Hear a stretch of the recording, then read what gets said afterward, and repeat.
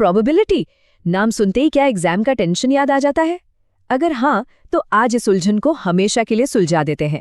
हम इसे समझेंगे एक मजेदार कहानी और कुछ बहुत ही सिंपल एक्सेल स्टेप्स के साथ। तो तैयार हो जाइए, क्योंकि आज के बाद प्रोबेबिलिटी सच में बच्चों का खेल लगने वाली है। तो कहानी है दो दोस्तों की, नेहा और सुषमा। दोनों CFA लेवल 1 की तैयारी में लगी हुई हैं।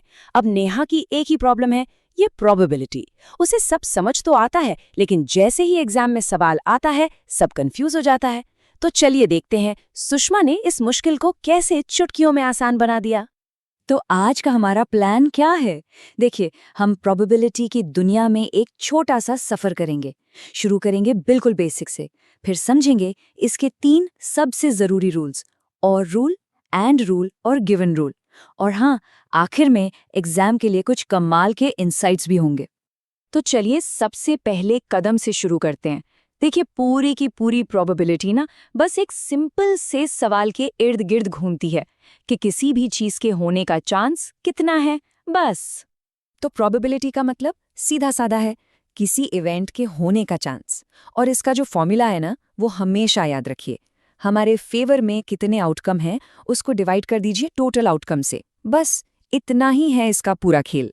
एग्जाम्पल के लिए एक सिक्का उछालने के बारे में सोचिए। टोटल क्या हो सकता है? बस 2 ही चीजें, या तो हेड्स या टेल्स। तो हेड्स आने का चांस कितना हुआ? बिल्कुल सही, 1/2 यानी 0.5। और सबसे मजेदार बात क्या है पता है? एक्सेल में भी ये इतना ही आसान है। बस टाइप करना है इक्वल्स 1/2 और बूम, जवाब स्क्रीन पर। ठीक है, तो बेसिक्स तो हो गए क्लियर। अब आते हैं पहले इंपॉर्टेंट रूल पर, जिसे हम कहते हैं और रूल। इसका इस्तेमाल कब होता है? जब हमें ये जानना हो कि या तो इवेंट A हो या फिर इवेंट B हो। इसको टेक्निकली कहते हैं एडिशन रूल। अब फॉर्मूला क्या कहता है? A की प्रोबेबिलिटी और B की प्रोबेबिलिटी को प्लस कर दो। लेकिन एक ट्विस्ट है, जो हिस्सा दोनों में कॉमन है उसे एक बार घटाना पड़ता है। क्यों? ताकि हम उसे गलती से 2 बार काउंट न कर लें। सिंपल लॉजिक है। चलिए इसको नेहा वाले एग्जाम्पल से समझते हैं। मान लेते हैं कि नेहा के कॉफ़ी पीने की प्रोबेबिलिटी है 0.6, चाय पीने की है 0.5, और ऐसा भी हो सकता है कि वो दोनों ही पी ले। इसकी प्रोबेबिलिटी है 0.2। अब देखते हैं कि एक्सेल इस काम को कितना आसान बना देता है। हमें कुछ नहीं करना, बस फॉर्मूला फॉलो करना है। कॉफ़ी की प्रोबेबिलिटी प्लस चाय की प्रोबेबिलिटी, और उसमें से माइनस कर देंगे दोनों की कॉमन प्रोबेबिलिटी को। That's it. और हमारा जवाब क्या आया? 0.9। मतलब 90% चांस है कि नेहा या तो कॉफी पिएगी या चाय। देखा, एक रियल लाइफ एग्जाम्पल से कॉन्सेप्ट एकदम क्रिस्टल क्लियर हो जाता है ना? चलिए अब आगे बढ़ते हैं और बात करते हैं हमारे अगले रूल की, एंड रूल। जैसा कि नाम से ही पता चल रहा है, इसका इस्तेमाल हम तब करते हैं जब हमें ये जानना हो कि 2 इवेंट्स के एक साथ होने की क्या प्रोबेबिलिटी है। इसका नाम है मल्टीप्लिकेशन रूल, और ये बहुत सीधा है।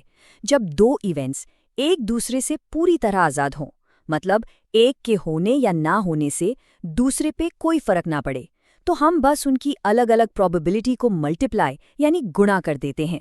इसको भी उनके CFA एग्जाम वाले गोल से ही जोड़कर देखते हैं। मान लीजिए कौन सेक्शन क्लियर करने की प्रोबेबिलिटी है 0.7 और इकोनॉमिक्स क्लियर करने की है 0.8।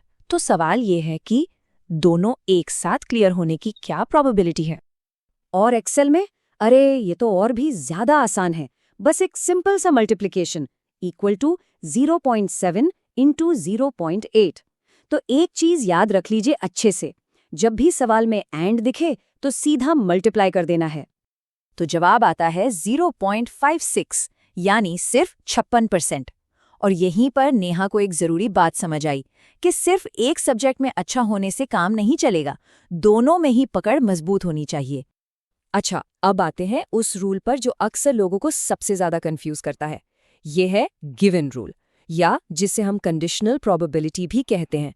इसका पूरा आइडिया बस एक चीज पर टिका है कि हमें एक इवेंट के बारे में पहले से कुछ पता है। इसका फॉर्मूला देखने में शायद थोड़ा डरावना लगे, पर है बहुत simple. P of A given B बराबर है P of A and B को PB से डिवाइड करने के। और भी आसान भाषा में कहूँ तो दोनों इवेंट्स के एक साथ होने की प्रोबेबिलिटी को उस इवेंट की प्रोबेबिलिटी से डिवाइड कर दो जो हमें पहले से गिवन है, यानी पता है। चलो इसे भी एक एग्जाम्पल से समझते हैं। मान लीजिए 60% स्टूडेंट्स रोज पढ़ते हैं और 30% स्टूडेंट्स ऐसे हैं जो रोज पढ़ते भी हैं और रिवीजन भी करते हैं। तो अब सवाल ये है, इसकी क्या प्रोबेबिलिटी है कि एक स्टूडेंट रिवीजन करता है अगर हमें ये पहले से पता है कि वो रोज पढ़ता है? एक्सेल में फिर से ये बहुत सिंपल है, हम बस वैल्यूज को फॉर्मूले में डाल देंगे। मतलब दोनों चीजें होने की प्रोबेबिलिटी जो कि 0.30 है उसको डिवाइड करेंगे उस कंडीशन से जो हमें पता है, यानी रोज पढ़ने की प्रोबेबिलिटी जो 0.60 है। और जवाब क्या आया? 0.5, यानी 50%। नेहा को भी ये सुनकर लगा, हाँ ये तो बिल्कुल लॉजिकल है कि जो स्टूडेंट्स सीरियसली रोज पढ़ते हैं उनमें से आधे रिवीजन भी करते होंगे। देखा ये सब कितना लॉजिकल है जब आप इसे तोड़कर समझते हैं। तो चलिए, अब तक हमने जो कुछ भी सीखा है उसे फटाफट समराइज करते हैं और एग्जाम के लिए कुछ बहुत ही काम की बातों पर भी नजर डालते हैं। और ये है सुषमा का कॉन्सेप्ट क्लैरिटी मोमेंट। ये 3 बातें दिमाग में बिठा लीजिए। OR का मतलब है ऐड करना और ओवरलैप को घटाना। एंड का मतलब है मल्टीप्लाई करना और गिवन का मतलब है जो कंडीशन दी गई है उससे डिवाइड करना। बस ये 3 कीवर्ड्स याद रखिए।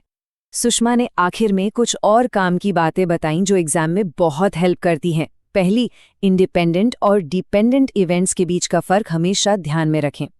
दूसरी, कंडीशनल प्रोबेबिलिटी के सवालों में शब्दों का खेल होता है तो सवाल बहुत ध्यान से पढ़ें। और तीसरी, जो भी जवाब आए उसे एक बार रियल वर्ल्ड के हिसाब से सोचकर जरूर देखें कि क्या वो लॉजिकल लग रहा है। तो आज की हमारी इस पूरी बातचीत का निचोड़ क्या है? एक सिंपल सा फॉर्मूला है। कॉन्सेप्ट्स को समझो, उन्हें रियल लाइफ एग्जाम्पल्स से जोड़ो और एक्सेल पर उनकी प्रैक्टिस करो। यही वो मजबूत तैयारी है जो CFA जैसे मुश्किल एग्जाम में काम आती है।